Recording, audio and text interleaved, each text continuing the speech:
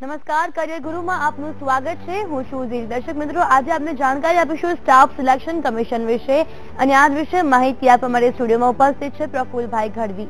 પ્રફુલભાઈ, આપનું સ્વાગત છે। પ્રફુલભાઈ, આપણે જ્યારે સ્ટાફ સિલેક્શન કમિશન વિશે વાત કરી રહ્યા છીએ ત્યારે આની પોસ્ટની જાહેરાત વિશે આપ શું કહેશો? અહીં આપણે સ્ટાફ સિલેક્શનની જે જાહેરાત આવેલી છે એમાં જુનિયર ટ્રાન્સલેટર એની જાહેરાત આવેલી છે, એટલે કે ભારત સરકારની અંદર કોઈ પણ વિભાગની અંદર જે Hindi two English, English two Hindi અને એની સાથે પ્રાદેશિક ભાષાની અંદર ટ્રાન્સલેટ કરનારા કોઈ વ્યક્તિ, એટલે કે જેને આપણે સાદી ભાષામાં કહીએ તો ભાષાંતર કરનારા વ્યક્તિઓની જરૂરિયાત હોય એના માટે થઈ અને સ્ટાફ સિલેક્શનની અંદર આ જાહેરાત આવેલી છે। એમાં જે પણ કોઈ વ્યક્તિ ભાષા સાથે ગ્રેજ્યુએટ થયેલા હોય, હિન્દી અને ઇંગ્લિશ સાથે, એવા વ્યક્તિઓ અહીંયા જે જુનિયર ટ્રાન્સલેટરની પોસ્ટ છે એના માટે થઈને એપ્લિકેશન કરી શકશે। અહીંયાની જે ઉંમર મર્યાદા આપણને આપેલી છે, ઉંમર મર્યાદાની આપણે વાત કરીએ તો 21 થી લઈ અને 30 વર્ષની ઉંમરમાં આવતી કોઈ પણ વ્યક્તિ હોય એ અહીંયા એપ્લિકેશન જે છે એ ઓનલાઈન સ્ટાફ સિલેક્શનની વેબસાઇટ ઉપરથી જ ભરી શકશે। આ એને જે ઓનલાઈન એપ્લિકેશન કરી છે એ ઓનલાઈન એપ્લિકેશન કર્યા બાદ એની જે પરીક્ષા આપણને આપેલી છે એ 15 જૂનના દિવસે લેવાશે, એટલે કે આપણે પરીક્ષાનો સમયગાળો ગણીએ તો 1.5 મહિના જેટલો અહીંયા સમયગાળો રહેતો હોય।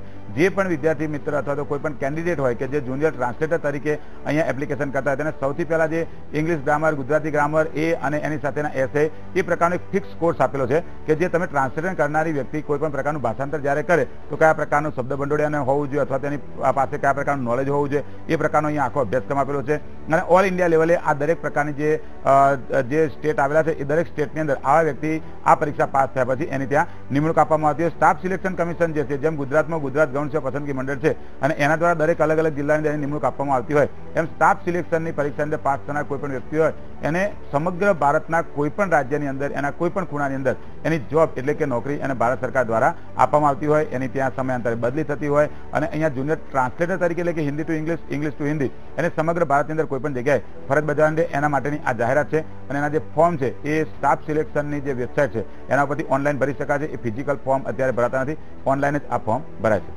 ચોક્કસથી પ્રફુલભાઈ, લાયકાતની જો વાત કરીએ, જો કોઈ પણ વ્યક્તિ આ પરીક્ષા આપવા માંગતું હોય તો શું લાયકાતની જરૂર પડતી હોય છે?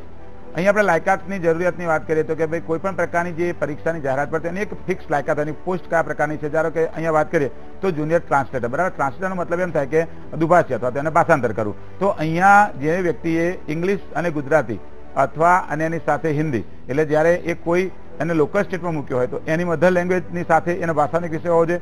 નેશનલ લેવલ એની સાથે જે ઇંગ્લિશ અને હિન્દી એ બંને ભાષાની અંદર જેને ગ્રેજ્યુએશન કરેલું હોય એની સાથે એને માસ્ટર ડિગ્રી કરેલી હોય એવી કોઈ પણ વ્યક્તિ અહીંયા એ ભાષાંતર કરવા માટે થઈ અને એની જોબ માટે લાયક થઈ શકે, એટલા માટે એ વ્યક્તિ અહીંયા જે આ જુનિયર ટ્રાન્સલેટરની જે જગ્યા આપેલી છે એની અંદર ફોર્મ ભરી શકશે। અહીંયા કોઈ ટેકનિકલ કોર્સ કરેલી વ્યક્તિ હોય એ અહીંયા ફોર્મ ભરી શકતી નથી, કેમ કે જ્યાં ટેકનિકલ કોર્સ કરેલી કોઈ વ્યક્તિ એને ભાષાંતર કરવાનું એવું કોઈ પણ જગ્યાએ ક્યાંય કંઈ આવતું ના હોય, એટલે એ ટેકનિકલ પોસ્ટની અંદર જોબ લાગતા। એટલે અહીંયા જે ભાષાનો પ્યોર કેન્ડિડેટ હોય એ વ્યક્તિને અહીંયા એક લાયકાત તરીકે એને ત્યાં ગણવામાં આવતું હોય। ઘણી વખત આપણને એવું બનતું હોય કે કોઈ હિન્દી સાથે ગ્રેજ્યુએશન થયા, માસ્ટર ડિગ્રી કરી, એમફિલ કર્યું, પીએચડી કર્યું, ઇંગ્લિશ સાથે કોઈ ગ્રેજ્યુએશન કર્યું, એને એમાં માસ્ટર ડિગ્રી કરી, એમફિલ કર્યું, પીએચડી કર્યું, તો એ લોકો ઘણી વખત એવું વિચારતા કે અમે ભાષાની અંદર એમ કે આ ગ્રેજ્યુએશન કે માસ્ટર ડિગ્રી કરી તો ઘણી જગ્યાએ એની જોબની જરૂરિયાત ના હોય, પણ આ સ્પેશિયલ કેસમાં જાહેરાત જ એ પ્રકારની છે કે કોઈ પણ જે કેન્ડિડેટ હોય એને જે ભાષાની અંદર હિન્દી અને ઇંગ્લિશમાં એને માસ્ટર ડિગ્રી કરેલી હોય એવી વ્યક્તિ અહીંયા આ જોબ માટે લાયક ગણાશે। અને અન્ય કોઈ ટેકનિકલ કોર્સ કરેલા હોય તો એવી વ્યક્તિ અહીંયા ક્યાંય એ લાયક ગણાશે નહીં, કેમ કે ટેકનિકલ કોર્સ વાળા ક્યાંય કોઈ જગ્યાએ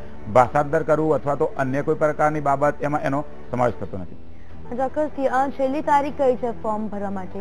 અહીંયા ફોર્મ ભરવાની આપણે છેલ્લી તારીખની વાત કરીએ તો જે મે મહિનો આપેલ છે 17 તારીખ સુધી એના લાસ્ટ ડે છે, એટલે કે એના એ ફોર્મ ભરી શકાશે। અને કોઈ પણ વિદ્યાર્થી ઓનલાઈન ફોર્મ ભર્યા બાદ એની જે ફી છે એ પણ ઓનલાઈન પે કરવાની અથવા તો એ પોસ્ટ દ્વારા એ પે કરી શકશે। એટલે એવી કોઈ પણ વ્યક્તિએ અહીંયા પરીક્ષા ફી ભરવી જરૂરી છે। જે વ્યક્તિ SC ST માં આવતા છે એને ફી ત્યાં જે એક્ઝામ ફી હોય પે કરવાની રહેશે નહીં, પણ ઓબીસી અંદર આવતા હશે અને 100 રૂપિયા જેટલી એક્ઝામ ફી જે છે એ ત્યાં પે કરવાની રહેશે।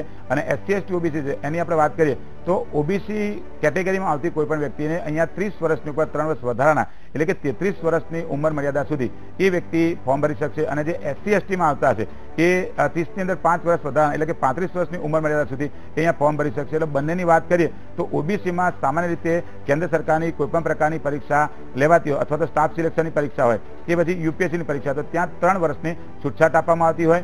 અને કોઈ SC ST ના વ્યક્તિ હોય તો કેન્દ્ર સરકારની પરીક્ષા જે હોય એમાં એને 5 વર્ષની ત્યાં છૂટછાટ મળતી હોય। એ છૂટછાટ અહીંયા જે જુનિયર ટ્રાન્સલેટરની જે જગ્યાઓ આપેલી છે એમાં આપવામાં આવે છે। એટલે SC ST ની કોઈ પણ વ્યક્તિ હોય તે 35 વર્ષ પૂરા થયા ના હોય એ પહેલા એ ફોર્મ ભરી શકશે। અને ઓબીસી કેટેગરીમાં આવતી ઓલ ઇન્ડિયાની કોઈ પણ વ્યક્તિ હોય તો એ 33 વર્ષની ઉંમર મર્યાદા સુધી એ ફોર્મ ભરી શકશે। ચોક્કસથી ઉંમર મર્યાદાની આપણે વાત કરી, ફી સ્ટ્રક્ચર પણ આપણે જણાવ્યું. હવે વાત કરીએ તારીખોની, તો કઈ કઈ તારીખોમાં આ એક્ઝામ યોજાશે? આપણે એક્ઝામની તારીખ માટેની વાત કરીએ તો જે જૂન મહિનાની 15 તારીખ છે એ દિવસે એના 2 પેપર હશે. એમાં જે પેપર 1 આપેલું છે એમાં હિન્દી, જનરલ હિન્દી કહી શકાય કે જેની અંદર સામાન્ય તેના રૂઢિપ્રયોગો આવતા હોય, એમાં સમાનાર્થી શબ્દ આવતા હોય, વિરુદ્ધાર્થી શબ્દ આવતા હોય. એમાં આપણે વાત કરીએ તો 5 થી 10 માર્ક સુધીનું એ હિન્દીમાંથી અંગ્રેજી અને અંગ્રેજીમાંથી હિન્દી એ પ્રકારનું ટ્રાન્સલેટ કરવાનું ત્યાં પૂછાતું હોય. એમાં એનું વ્યાકરણ આવતું હોય. તો આ પ્રકારનું જે 100 માર્કનું પેપર કે જેને ગ્રેજ્યુએશન સુધીનું વ્યાકરણનું હિન્દીનું પેપર આવતું હોય અને ગ્રેજ્યુએશન સુધીનું ઇંગ્લિશનું ગ્રામરનું પેપર આવતું હોય, એમાં જે પણ ટોપિક આવતા હોય એ દરેક ટોપિકનો અહીંયા સમાવેશ થતો હોય. એટલે કે ત્યાં રૂઢિપ્રયોગો જે આપેલા છે એનો પ્રયોગ કરવાનો આપેલો છે, એની અંદર ખાલી જગ્યા આપેલી છે. એવા જે દરેક પ્રકારના કર્તરી, કર્મણી એ અને એની સાથે કાળ અંગેના જે પણ પ્રશ્નો એના જે ખાલી જગ્યાઓ આપેલી હોય હિન્દીની અંદર, એ દરેક પ્રકારની ઓબ્જેક્ટિવ સ્વરૂપે એને અહીંયા સોલ્વ કરવામાં આવતી હોય કે જે ભૂતકાળમાં આપણે 8, 9, 10, 11, 12 અથવા તો FY, TYમાં ખાલી જગ્યા સ્વરૂપે જેવા પ્રશ્ન પૂછાતા એવા જ પ્રશ્ન અહીંયા ABCDની અંદર MCQ ટાઈપથી ઓબ્જેક્ટિવ ટાઈપ પૂછાતા હોય. એટલે એ પ્રશ્ન એમને એક જે છે 100 માર્ક્સનું એ જનરલ ઇંગ્લિશ કહી શકાય અને બીજું જે 100 માર્ક્સનું આપેલું છે એને જનરલ હિન્દી કહી શકાય. એટલે એની અંદર કોમ્પ્રિહેન્શન આવતો હોય, કોમ્પ્રિહેન્શનની જે 5 થી 10 જેટલા પ્રશ્ન આપેલા હોય, એના સમાનાર્થી શબ્દ શોધવાના હોય, એનું જે શીર્ષક આપેલું છે એ શોધવાનું હોય, એની અંદર આપેલું કોઈ સ્પેશિયલ કેરેક્ટર હોય તો એને કોઈ પણ પ્રકારે કરેલું વર્ક જે હોય એ વર્કના અંદર પ્રશ્ન પૂછાતા એ પૂછવાના હોય. એમાં કોઈ વર્ડ્સ આપ્યા હોય તેનો વિરુદ્ધી, સમાનાર્થી અથવા તો એ રૂઢિપ્રયોગ સ્વરૂપે, કહેવત સ્વરૂપે આપેલું હોય તેની સાથે બંધ બેસે છે કે નહીં એ પણ MCQ પ્રકારના પ્રશ્નની અંદર એનો સમાવેશ થતો હોય. તો આ જે બાબત આપી એ પ્રિલિમ પરીક્ષાની અંદર જે વ્યક્તિને 200 માર્કનું જનરલ હિન્દી અને જનરલ ઇંગ્લિશ આવતું હોય એ પ્રકારની એક્ઝામ એની અંદર આપણને જોવા મળશે. હાજી બિલકુલ. તો આગળ આપણે વાત કરીએ, પરીક્ષાની વાત કરી, પેપરની વાત કરી, આપણે હિન્દી એક્ઝામની વાત કરી, તો MCQ કેટલા માર્કના હોય છે? અહીં આપણે MCQ ની વાત કરીએ તો જે સામાન્ય રીતે જે હિન્દી વિષય આપ્યો એમાં જનરલ હિન્દી એવું લખ્યું, એનો મતલબ હિન્દીનું જે વ્યાકરણ આવતું હોય એ હિન્દીના વ્યાકરણના દરેક પ્રકારના પ્રશ્ન એને MCQ ટાઈપના આવશે. એટલે કે ત્યાં ડિસ્ક્રિપ્ટિવ હશે નહીં. બીજી આપણે વાત કરીએ તો જે ઇંગ્લિશની વાત કરી તો ઇંગ્લિશની અંદર જે છે એ પણ એ એન ધ, મોડેલ ઓક્ઝિલિયરી, એના ટેન્સીસ, ક્વેશ્ચન ટેગ, કોમ્પ્રિહેન્શન, બરાબર, આ પ્રકારના જે પ્રશ્ન આપેલા હોય એ બધા પણ MCQ ટાઈપના જ 100 માર્ક્સના ત્યાં પ્રશ્ન આવશે. એટલે કુલ ટોટલ આપણે ગણીએ તો 200 માર્ક્સનો આખો પેપર હશે. આ પેપરનો જે સમયગાળો આપેલો છે એ 2 કલાક અને 40 મિનિટ સુધીનો એનો સમયગાળો છે. એટલા સમયની અંદર આ જે પેપર છે એ પેપર પૂર્ણ કરવાનું રહેશે. ધારો કે એટલા સમયમાં પેપર પૂરું ના થયું તો એટલા માર્કની ત્યાં લોસ જાય. અહીંયા આપણે પેપરની અંદર વાત કરીએ તો ત્યાં 0.25 નેગેટિવ આવતું હોય. એટલે કે ધારો કે એના 4 પ્રશ્ન ખોટા પડે તો 1 માર્ક જે છે એનો ત્યાં માઇનસ થતો આપણને જોવા મળતો હોય. એટલે કે 1 માર્ક સાચો મળ્યો હોય એમાંથી એ 4 પ્રશ્ન ખોટા પડવાના કારણે ત્યાં માર્ક્સ એનો જતો રહેતો હોય. બિલકુલ. તો એક દર્શક મિત્ર જોડાઈ ગયા છે આપણી સાથે. જીતેન્દ્રભાઈ, આપનો સવાલ શું છે? હા સર, મારો એક પ્રશ્ન છે કે આવનાર સમયમાં જે ટાટ ટેટની એક્ઝામ છે એની તારીખ ક્યારે ડિક્લેર થવાની છે? એક પ્રશ્ન છે. અહીંયા તમે ટાટ ટેટની પરીક્ષાની વાત કરી, બરાબર. તો ગુજરાત સરકારની જે પણ પરીક્ષાઓ આવતી હોય એના અંગે એડવાન્સ પેપરની અંદર જાહેરાત આવતી જ હોય કે આ સમયગાળાની અંદર એની જાહેરાત આવશે. આ પરમ દિવસનું પેપર છે તેમાં ઓલરેડી સમાચાર હતા કે ભાઈ કોન્સ્ટેબલ છે એની 11,000 જેટલી જગ્યાઓની મંજૂરી થઈ અને 2018 સુધી ભરવાની, બરાબર. તો અહીંયા કેવું હોય કે જ્યારે આપણે આ પ્રકારની જાહેરાત થાય ત્યારે તમારા જેવા મિત્રોએ એનો જે જૂનો અભ્યાસક્રમ આપેલો હોય એ જ અભ્યાસક્રમ નવી પરીક્ષાની અંદર આવતો હોય. એટલે એની બેટર છે કે તૈયારી શરૂ કરી દેવી. ધારો કે તમે ટેટ ટાટની વાત કરો છો તો થોડા સમય પહેલા આપણે અહીંયા જ VTVમાં કેરિયર ગુરુની અંદર જ પ્રોગ્રામ થયો હતો અને એચ ટાટની જ્યારે જાહેરાત આવી હતી ત્યારે ગણીને 31 દિવસથી વધારે સમયગાળો એનો તૈયારી માટેનો મળ્યો નહોતો, બરાબર. એટલે જે પણ મિત્રોએ એચ ટાટની પરીક્ષા આપીને એને ગણીને 25 થી 30 દિવસના સમયનો એને ઉપયોગ મળ્યો હતો. એનાથી ઘણા લોકોને એવું થયું કે ભાઈ જાહેરાત આવીને સરકારે સમય ના આપ્યો, આ બન્યું. એટલે પણ જનરલી કેવું બનતું હોય કે આ વર્ષ પહેલા ખબર હતી કે ભાઈ ટાટની પરીક્ષા લેવાની છે, બરાબર. એટલે જનરલી શું હોય કે એની ડેટ જે હોય ને એ મૂક્યા પછી મહિના 2 મહિનામાં તમે જો ફાસ્ટિંગ એક્ઝામ શેડ્યુલ આપણને જોવા મળતું હોય. એટલે કે વર્ષ પહેલા સરકારે જાહેરાત કરી 2016માં આટલી જાહેરાત આવશે, 2017માં આટલી જાહેરાત આવશે, 2018માં આટલી જાહેરાત આવશે. એટલે એની અત્યારે તમે વોટ્સઅપ, ફેસબુક આ બધા ગ્રુપમાં અલગ અલગ જગ્યાએ તમને જોઈને એવો પ્રશ્ન થયો છે કે ભાઈ ડેટ આવે ને ક્યારે આવશે. તો એ પેપરની અંદર 1 વીક પહેલા ઓલરેડી આવતું હોય કે ભાઈ ઓજસ ઉપર આ દિવસથી આટલા વાગે આ સમયથી ફોર્મ ભરાશે. એ ડેટ આવશે એ પેપરની અંદર ન્યૂઝપેપરમાં જ આવશે. એ જોઈ અને તમે ફોર્મ ભરી અને અત્યારથી તમે એની તૈયારી શરૂ કરી દો જેથી કોમ્પિટિશનમાં તમે ત્યાં સિલેક્ટ થઈ શકો.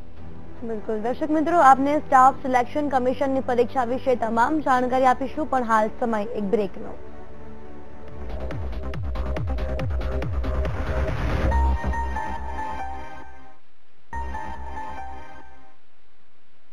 બ્રેક બાદ આપનું સ્વાગત છે. કરિયર ગુરુમાં આપણે આજે વાત કરી રહ્યા છીએ સ્ટાફ સિલેક્શન કમિશનની પરીક્ષા વિશે.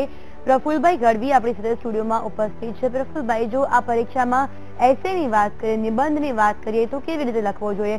કારણ કે સામાન્ય રીતે લોકોની લખવાની જે પદ્ધતિ હોય છે નિબંધ એ તમામની અલગ હોય છે, તો કયું બરાબર હોય છે? અહીંયા આપણે નિબંધ વિશેની વાત કરીએ તો સ્ટાફ સિલેક્શન કમિશનની અંદર અહીંયા 200 માર્ક્સ જેટલું જે પેપર 2 છે એ ઓનલી એસેનું એટલે કે નિબંધનું છે. નિબંધ જે હોય એ અલગ અલગ પદ્ધતિથી અલગ અલગ વ્યક્તિઓ અલગ રીતે લખતા હોય.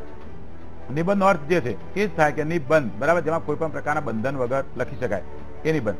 સામાન્ય રીતે કોઈ ભાષાનો વિદ્યાર્થી હોય તો એને ભાષાના પેપરની અંદર નિબંધ, અહેવાલ લેખન આ બધું લખવાનું આવતું હોય. છતાં પણ ઘણીવાર ક્વોલિટી વાળો જે નિબંધ હોય ને એ ઘણા બધા વ્યક્તિઓ દ્વારા આમ જ્યારે પરીક્ષક એને તપાસતા હોય ત્યારે એને ક્વોલિટી ન લાગતી હોય, એના કારણે એના માર્ક્સ ઓછા આવતા હોય. સામાન્ય રીતે નિબંધની આપણે એક વાત કરીએ તો એક માળખું એનું માનસિક રીતે આપણે બનાવવું જોઈએ. ધારો કે કોઈ ટોપિક ઉપર આપણે નિબંધ લખવાનો હોય તો સૌથી પહેલા એના 9 પાસા ઉપર ધ્યાન રાખવું જોઈએ કે કોઈ પણ નિબંધ જે છે એનું મથાળું એટલે કે શરૂઆત એની કરવી. કોઈ એક કહેવત અથવા તો કોઈ પંક્તિ અથવા કોઈ મહાન વ્યક્તિના વાક્યથી એને ત્યાં મૂકી અને જે વિષય આપેલો હોય એ વિષયની આજુબાજુ 5-10 લીટી જેવું ત્યાં એક પ્રાથમિક મથાળું એનું બાંધવું જોઈએ. ત્યારબાદ એ જે વિષય છે એ ભૂતકાળની અંદર કયા પ્રકારના એની અંદર બનાવ બન્યા, કોઈ ઘટના બની, કોઈ સ્ટોરી બની, એનું મૂળ શું હતું, એનો ઇતિહાસ શું હતો, એ વસ્તુ ત્યાં ભૂતકાળ સ્વરૂપે 10 એક લીટીમાં લખવું જોઈએ. ત્યારબાદ એ જે ટોપિક આપેલો હોય એ વર્તમાનની અંદર શું છે અથવા તો એના કયા પ્રકારના અત્યારે કયા નવા ચલનમાં કોઈ વસ્તુ ચાલી રહી છે એના વિશેના જે સમાજમાં ચાલતા પડઘાઓ હોય એના વિશે 8-10 લીટી જેવું લખવું જોઈએ. અને બીજી એક વાત કરીએ, જે ટોપિક ઉપર આપણે લખી રહ્યા હોય એમાં ભવિષ્યમાં શું શું બનશે, કયા પ્રકારની અસરો ગેરઅસરો બનશે અથવા તો ફાયદા ગેરફાયદા અથવા તો એ ભવિષ્યમાં કયા પ્રકારનું સારું કે વિકરાળ સ્વરૂપ પકડી શકે. આમ કોઈ પણ નિબંધ લખવાની જ્યારે આપણે શરૂઆત કરીએ ત્યારે સ્ટાર્ટિંગની અંદર એનો આરંભ એ 10 લીટીમાં લખવો જોઈએ. એ જ ટોપિક ઉપર એને ભૂતકાળની અંદર શું હતું એના વિશે 10 લીટી વિશે લખવું જોઈએ. વર્તમાનમાં એના ઉપર અત્યારે શું ચાલી રહ્યું છે, કયા કયા નવા ફેરફારો આવેલા છે એના વિશે 10 લીટીમાં લખવું જોઈએ. અને ભવિષ્યમાં શું બનશે એ 10 લીટીમાં લખવું જોઈએ. આની સાથે આપણું જે સમાજ છે એમાં 4 પ્રકારની બાબતો ઇતિહાસની દ્રષ્ટિએ આપણે વિચાર કરીએ તો અસર કરતી હોય એ અહીંયા નિબંધની અંદર આપણે લેવી જોઈએ. ધારો કે કોઈ પણ પ્રકારની બાબત છે તો એની આર્થિક બાબત, તો કોઈ પણ બાબતમાં તમે જુઓ તો આર્થિક વસ્તુ પહેલા છે મંદિર હોય, ધાર્મિક બાબત હોય, કોઈ શાળા હોય, સ્કૂલ હોય, કોલેજ હોય, ગરડાગર હોય અથવા તો કોઈ સામાજિક બાબત હોય, બાળકોનું રમવાનું મેદાન હોય, ત્યાં આર્થિક બાબતો જેટલા પૈસા વધારે છે એટલી સારી સેવા, એટલું સારું ઇન્ફ્રાસ્ટ્રક્ચર ત્યાં મળશે અને એનાથી આપણને સમાજમાં ચાલતો એક રેશિયો કે ભૂતકાળમાં કયા પ્રકારની આર્થિક બાબતો હતી, અત્યારની કયા પ્રકારની આર્થિક બાબતો છે એના વિશે 10 લીટી એના ઉદાહરણ સાથે લખી શકાય. રહી વાત બીજી તો એમાં જે ધાર્મિક બાબત હોય એના વિશે આપણે સમાવેશ કરી શકીએ, એના કોઈ પણ 2-4 ઉદાહરણ લખી શકીએ એવી કહેવતનો ત્યાં સમાવેશ કરી શકીએ. જી બિલકુલ. આપણી સાથે એક દર્શક મિત્ર જોડાઈ ગયા છે ફોન લાઈન પર. જી આપનો સવાલ પૂછો. જી હા મેડમ, મારે પૂછવું જી હા મેડમ, મારે એ પૂછવું છે કે એમટીએસ મલ્ટીટાસ્કિંગ સ્ટાફ કે જે ઇંગ્લિશ ગ્રામરની તૈયારી મારે કેવી રીતે કરવી?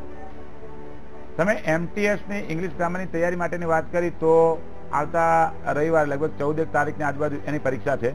તો ઇંગ્લિશ ગ્રામરની તમે તૈયારી કરતા હોય તો ધોરણ 8, 9, 10 બરાબર અને જે એનસીઆરટી ની બુક અને ગુજરાત સરકારની જીસીઆરટી ની બુક એની અંદર જે આપેલું છે એટલું જે ગ્રામર છે એ ધોરણ 10 કક્ષા સુધીનું અને વધારેમાં વધારે 11-12નું ગ્રામર એટલે કે ધોરણ 12ની કક્ષા સુધી, કેમ કે એમટીએસ ની જે જાહેરાત હતી ને એ ધોરણ 10 સુધીની હતી એટલે એના અંગેનું તમે ગ્રામર એટલું તૈયાર કરો તો તમારે બીજું વધારાનું ક્યાંય કશું તૈયાર કરવાનું રહેતું નથી. એટલે 5મા ધોરણથી 10મા ધોરણનું જે GCERT Gujarat secondary education board અથવા તો એનસીઆરટી એની તમે તૈયારી કરશો તો બધા જ પ્રકારનો સમાવેશ એમાં જે an, the, modal, auxiliary, tenses આ જે બધા પ્રશ્નો છે એ બધા જ પ્રશ્નો તમારા ત્યાં સોલ્વ થઈ જશે. એક પણ પ્રશ્ન તમારો એટલે કે એમસીક્યુ સ્વરૂપના જે પ્રશ્ન આપેલા છે એમાં ખોટો નહીં પણ બધા સાચા પડશે. એટલે જીસીઆરટી ની બુકમાંથી તમે તૈયાર કરો તો સૌથી વધારે માર્ક્સ તમને મળશે.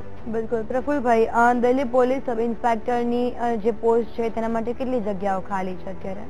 અહીંયા આપણે વાત કરીએ તો દિલ્હી પોલીસ સબ ઇન્સ્પેક્ટર માટેની જે જાહેરાત આવેલી છે એમાં જે એનું લાયકાત છે ગ્રેજ્યુએશન આપેલી છે અને એની જગ્યાઓ જે છે એ 616 જેટલી જગ્યાઓ ત્યાં આપેલી છે. એના માટે કોઈ પણ વ્યક્તિ જે ગ્રેજ્યુએટ થયેલી હોય એ ફોર્મ ભરી શકશે. અને સામાન્ય રીતે જે આર્મી, નેવી, એરફોર્સ કે સીઆરપીએફ કે બીએસએફ એનું જે શારીરિક માપદંડ રહેતું હોય એ જ દિલ્હી પોલીસની અંદર જે સબ ઇન્સ્પેક્ટર લેવાના છે એના માટે એ જ માપદંડ રહેશે. એ પરીક્ષા જે છે એ હિન્દી અને ઇંગ્લિશ બંને લેંગ્વેજની અંદર લેવાશે. સૌથી પહેલાનું જે ઓનલાઈન ફોર્મ છે એ તે દિલ્હી પોલીસ માટેની જે જાહેરાત આપેલી છે વેબસાઇટ એના ઉપરથી આપણે ભરવું છે. ત્યારબાદ એની તૈયારી હિન્દી અને અંગ્રેજીની અંદર કરવી છે જેથી એ પરીક્ષા એ બંને ભાષામાં લેવાય તો આપણે સૌથી સરળ રીતે પરીક્ષા પાસ કરી શકીએ. કેમ કે જ્યારે કોઈ પણ પ્રકારની પરીક્ષા આપતા હોય ત્યારે એ પરીક્ષાનું કયું માધ્યમ છે, એનો કેટલો કોર્સ આવેલો છે એના ઉપર જ સંપૂર્ણ આધાર રહેતો હોય. એ માધ્યમના આધારે જ આપણે કોઈ પણ પ્રકારની પરીક્ષા હોય તો એ પાસ કરી શકતા હોય. એટલે કે હિન્દીમાં પરીક્ષા લેવાની હોય તો આપણે એની તૈયારી હિન્દીમાં કરવી છે, ઇંગ્લિશમાં પરીક્ષા લેવાની હોય તો આપણે એની તૈયારી ઇંગ્લિશમાં કરવી છે. એ પ્રકારની પ્રેક્ટિસ કરવાથી સંપૂર્ણ સફળતા આપણને મળી જશે. જી બિલકુલ. મયુરભાઈ છે ફોન લાઈન પર. જે આપનો સવાલ શું છે? બોલે છે કે આર્ટિયો ઇન્સ્પેક્ટર માટે કઈ રીતે પ્રિપેરેશન કરવી જોઈએ? મયુરભાઈ એકવાર આપનો સવાલ ફરી જણાવશો? આરટીઓ ઇન્સ્પેક્ટર માટે હેલો જી આરટીઓ ઇન્સ્પેક્ટર માટે કઈ રીતે પ્રિપેરેશન કરવી જોઈએ? આરટીઓ ઇન્સ્પેક્ટર માટેની તમે વાત કરી, બરાબર, કયા પ્રકારની પ્રિપેરેશન કરવી જોઈએ? તો એ ગુજરાત સરકારની અંદર જે ગુજરાત જાહેર સેવા આયોગ જીપીએસસી દ્વારા આરટીઓ ઇન્સ્પેક્ટરની જે વર્ગ 3 અને 2 ની જે હોય એ જાહેરાત આવતી હોય અને એના ફોર્મ ભર્યા બાદ એની પરીક્ષા લેવાતી હોય. ઓલરેડી 2 વખત એની પરીક્ષા થઈ ચૂકી છે. એના જૂના પેપરો છે. ગઢવી કેરિયર ડેવલપમેન્ટ એકેડેમીની જે વેબસાઇટ આપેલી છે એના ઉપર એના જે જૂના પેપર્સ હતા એ સોલ્વ કરી અને ત્યાં મૂકેલા છે. અને બીજું કે એનો જે અભ્યાસક્રમ હતો એમાં જે ગુજરાતી ગ્રામર આપેલું હતું, ઇંગ્લિશ ગ્રામર આપેલું હતું અને એના માટે થઈ અને એન્જિનિયરિંગના જે ફંડામેન્ટલ એન્જિનિયરિંગનો જે સબ્જેક્ટ આપેલો હતો એ અને મોટર વ્હીકલ એક્ટ એના માટેનું મટીરિયલ તમને ગઢવી કેરિયર ડેવલપમેન્ટ એકેડેમીમાં જે ગઢવી ફ્રી મટીરિયલ એવું પોર્ટ છે ત્યાંથી ડાઉનલોડ થશે. એટલે તમે એ મટીરિયલ ડાઉનલોડ કરી લેજો. એની તૈયારી તમે અત્યારથી કરજો. નહીં તો એ વખતે શું બનશે કે કોઈ જૂનું પેપર તમને મળશે નહીં. જ્યારે પરીક્ષા આવશે વખતે મટીરિયલ જે હોય એ ગુજરાતી ગ્રામર, ઇંગ્લિશ ગ્રામરનું એમાં આવતું હોય અને ફંડામેન્ટલ એન્જિનિયરિંગ સાથે તમારે જે મોટર વ્હીકલ એક્ટ છે એના ઘણા બધા પ્રશ્નમાં પૂછાતા હોય. તો અત્યારથી તમે તૈયારી કરશો, 2-4 વખત તમારું રિવિઝન થયેલું હશે તો તમને એ પરીક્ષાની અંદર આરામથી સફળતા મળશે. એમાં મોટાભાગે એન્જિનિયરો એપ્લિકેબલ થતા હોય અને જે એન્જિનિયર હોય એ જ આરટીઓ ઇન્સ્પેક્ટરનું અથવા તો આરટીઓની અંદર ફોર્મ ભરી શકતા હોય. અન્ય કોઈ ક્વોલિફિકેશન વાળા સ્ટુડન્ટ ત્યાં ફોર્મ ભરી શકતા નથી. જી બિલકુલ. દર્શક મિત્રો, આપને પણ જો કોઈ પણ સવાલ હોય, આ પરીક્ષાને લઈને કોઈ પણ સવાલ હોય તો આપ અમને કોલ કરી શકો છો. આપની ટીવી સ્ક્રીન પર નંબર દર્શાવેલ છે તેના પર આપ કોલ કરશો અને સવાલ પૂછો. પ્રફુલભાઈ આપના સવાલના તમામ જવાબ આપશે. અને હાલ રોકાઈશું એક બ્રેક માટે.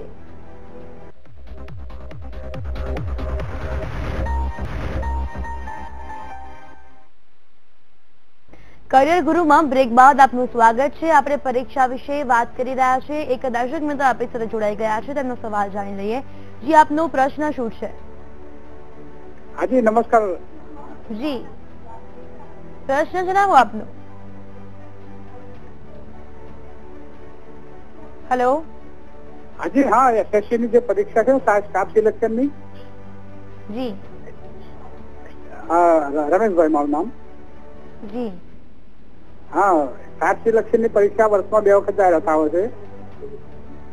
સ્ટાફ સિલેક્શન ની પરીક્ષા વર્ષમાં 2 વખત જાહેરાત આવે છે.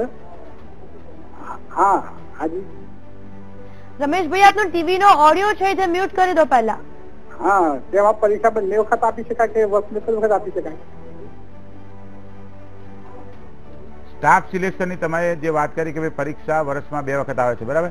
તો સ્ટાફ સિલેક્શનની જે જાહેરાત હોય વર્ષની અંદર એકવાર પહેલા સૌથી પહેલા આપણે ડિસેમ્બરની આજુબાજુ આવતી હોય અને બીજી જે હોય એ જૂન મહિનાની આજુબાજુ આવતી હોય. એટલે કે અલગ અલગ કેટેગરીની જે વર્ગ 3 ની પરીક્ષાઓ, વર્ગ 3 ની જે પોસ્ટ હોય એના માટે પરીક્ષા લેવાતી હોય. એટલે વર્ષમાં તમે કોઈ પણ વખતે જે જાન્યુઆરીમાં પરીક્ષા આવતી હોય ત્યારે પણ તમે આપી શકો, જૂન મહિનાની અંદર પરીક્ષા હોય એની અંદર પણ તમે આપી શકો. પણ આ 6 મહિનાની અંદર એના જે 2 ટોપિક આપેલા હોય, ઇંગ્લિશ, મેથ્સ અને એની સાથે જનરલ નોલેજ અને ક્વોન્ટિટેટિવ એપ્ટિટ્યુડ, આ 4 પ્રકારના ટોપિક તમે તૈયાર ના કરેલા હોય તો એનું કોઈ પણ પ્રકારનું આપણે ફોર્મ ભરીએ તો રિઝલ્ટ આવતું ના હોય. એટલે 2 વખત વર્ષમાં પરીક્ષા આવી વાત સાચી, એની પરીક્ષાનું ફોર્મ ભરીને પરીક્ષા અપાય એ પણ વાત સાચી. એની એડવાન્સ તૈયારી કરી અને પરીક્ષા આપો તો અહીંયા સફળતા મળે. કે ભાઈ ઓલ ઇન્ડિયાની અંદર સ્ટાફ સિલેક્શન કમિશનની જે પરીક્ષા લેવાતી હોય એમાં હજારો વિદ્યાર્થીઓ કેટલાય મહિનાથી, 4-5 મહિનાથી એની સંપૂર્ણ તૈયારી કરી અને મોક ટેસ્ટ આપી અને આ પ્રકારની પરીક્ષાઓ પાસ કરતા હોય. બિલકુલ. પ્રફુલભાઈ, દિલ્હી પોલીસ સબ ઇન્સ્પેક્ટરની પરીક્ષા માટે છેલ્લી તારીખ કઈ છે ફોર્મ ભરવાની? દિલ્હી પોલીસ માટે જે આપણે સબ ઇન્સ્પેક્ટરની પરીક્ષાની વાત કરી તો એની ફોર્મ ભરવાની છેલ્લી તારીખ 15 મે છે. 15 મે સુધી એ ઓનલાઈન ફોર્મ ભરી દેવું જોઈએ. નહીં તો એ ફોર્મ ભરી ના હોય તો પરીક્ષા પછી પાછળથી આપી શકાતી નથી. બિલકુલ. આપણી સાથે કોલર જોડાઈ ગયા છે. જી, આપનો સવાલ શું છે? હેલો. જી, સવાલ જણાવો આપનો. હા, ક્લાસ 2 ની ક્લાસ 2 માટે મારે તૈયારી કરવી હોય તો હું કઈ રીતે પ્રિપેરેશન કરી શકું? ગુજરાત સરકાર દ્વારા ગુજરાત જાહેર સેવા આયોગ જીપીએસસી, બરાબર, એના માટે થઈ અને વર્ગ 1 અને વર્ગ 2 ની કમ્બાઇન્ડ જે સિવિલ સર્વિસ હોય એની પરીક્ષા લેવાતી હોય. એ સિવાય સ્પેશિયલાઇઝેશનની કોઈ એન્જિનિયરિંગ કરેલું હોય, ફાર્મસી કરેલું હોય, એમબીબીએસ કરેલું હોય, એમબીએ કરેલું હોય, આર્કિટેક્ટ કરેલું હોય, એવી ક્લાસ 2 અને ક્લાસ 1 ની અલગ અલગ સમયગાળા મુજબ એની પરીક્ષાની જાહેરાત આવતી હોય. તમે ક્લાસ 2 ની વાત કરી એટલે હવે 2 પ્રકારની. એક તો પહેલા તમે સિવિલ સર્વિસ આપો તેમાં ક્લાસ 1, 2 જે છે એમાં કમ્બાઇન્ડ તમે એની તૈયારી કરી શકો કે જે જીપીએસસીની પરીક્ષાના નામે ઓળખાતી હોય એને સિવિલ સર્વિસ કહેવાતી હોય. એટલે કે મુલકી સેવા કહી શકાય. એ 4 જૂને લેવાની છે. બીજી ભવિષ્યમાં એની જાહેરાત આવવાની તો એનો જે અભ્યાસક્રમ છે એ ગુજરાત જાહેર સેવા આયોગની વેબસાઇટ ઉપર મૂકેલો છે. એ તમારે ડાઉનલોડ કરી અને એની તૈયારી કરવાની. એટલે તમે ભવિષ્યમાં 1 કે 2 એના ક્લાસ 1, 2 અધિકારી બની શકો. બીજું કે તમે જે વિષયમાં તમે ગ્રેજ્યુએશન કર્યું એની સ્પેશિયલાઇઝેશનની સમયાંતરે ગુજરાત જાહેર સેવા આયોગ દ્વારા જાહેરાત પડતી હોય એના પ્રોફેસર તરીકે તમે એપ્લાય કરી શકો. એ સિવાય અન્ય કોઈ બીજી વહીવટી પોસ્ટ હોય એના માટે એપ્લાય કરી શકો. પણ એના માટે જે તૈયારી છે એનો સામાન્ય અભ્યાસક્રમ આપણે સામાન્ય પેપર 1 એટલે કે જનરલ સ્ટડીનો ગણીએ તો અત્યારે જે ગુજરાત જાહેર સેવા આયોગની જે જીપીએસસી જે એની પરીક્ષા 4 જૂને લેવાની છે એ એની આજુબાજુ જ રહેતો હોય એટલે એનો જે નવો સિલેબસ છે એ તમારે સંપૂર્ણ તૈયાર કરી અને ક્લાસ 1 2 ની તમે પરીક્ષા આપો તો આરામથી ત્યાં પાસ થઈ શકાય. બિલકુલ. પ્રફુલભાઈ, આપ અહીંયા સ્ટુડિયોમાં ઉપસ્થિત રહ્યા અને દર્શક મિત્રોની પરીક્ષા વિશે જાણકારી આપી તે બદલ થેન્ક યુ સો મચ. તો દર્શક મિત્રો, આશા છે કે અમારા આ કાર્યક્રમથી આપને તમામ જાણકારી પ્રાપ્ત થઈ ગઈ હશે. તો કરિયર ગુરુમાં અત્યારે બસ આટલું જ. મને રજા આપશો. નમસ્કાર.